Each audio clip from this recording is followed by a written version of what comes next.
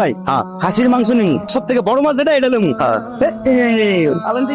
আছে কাটা কত করে?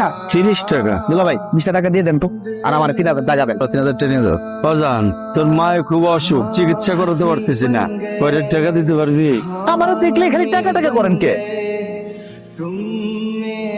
আর লোক একবার মোটরসাইকেল কিনা লাইছো। মোটরসাইকেল আমার লেগে কিনি নাই, ওই শালায় আবদার করছে, নিজের টাকা ক্যাশ টাকা খরচ করে ওর শখটা পূরণ করছি। তোমার শালারে তুমি মোটরসাইকেল কিনে দিছো, তোমার মার টাকার অভাবে চিকিৎসা হইতাছে না। আমি কি করুম না করুম সেটা আমি জানি, তোর থেকে বুদ্ধি না লাগবে না আমার। কোথাইতেছ?